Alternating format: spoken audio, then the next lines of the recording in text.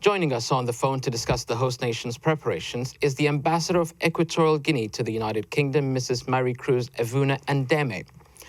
Ambassador, in terms of preparation for the event, can you tell us how much work is needed to get Equatorial Guinea ready?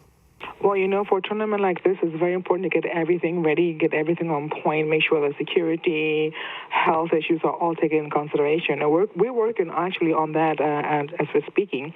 But I don't have the details exactly of what's going to happen with the stadiums that we have. I know we have good stadiums in Malabo and Bata.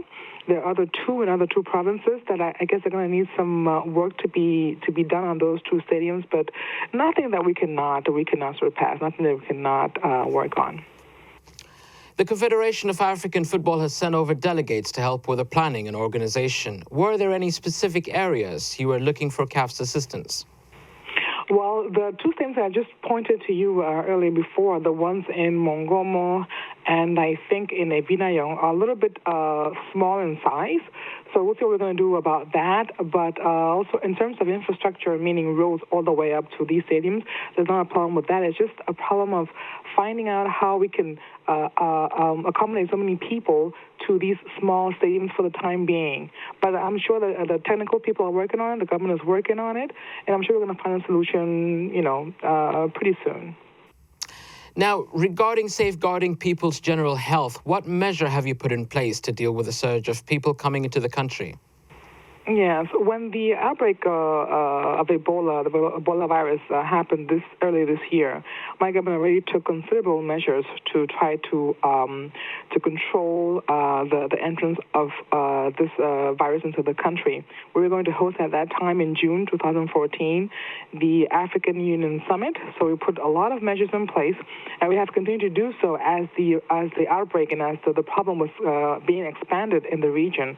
So now with the upcoming tournament, it's just going to double.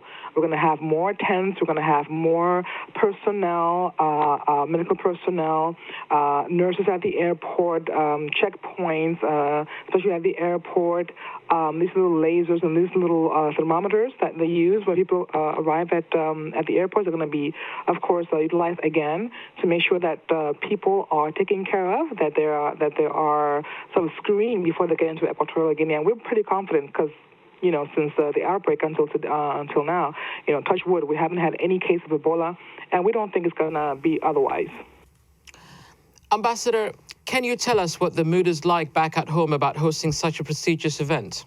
We are ecstatic. Remember, the African Federation of Football came to us to ask us to host this event because all of the other contenders had fallen off the table, and we're just ecstatic to host again such an important tournament. People are just, we're getting ready. There are people on the tourism side, the hotels, the restaurants. Everybody's just getting beefed up to welcome everybody to the tournament. So we're really ecstatic. That's the word I would use. Just a final question, Ambassador. Will there be adequate provision in regards to hotels for all the visitors? We have two Sofitels, one in Sipobo, one in the old town. Actually, we have a Hilton Hotel. We have two Ibis hotels, and there are many local hotels, of course, that are just getting ready to welcome all of these visitors to attend to the tournament.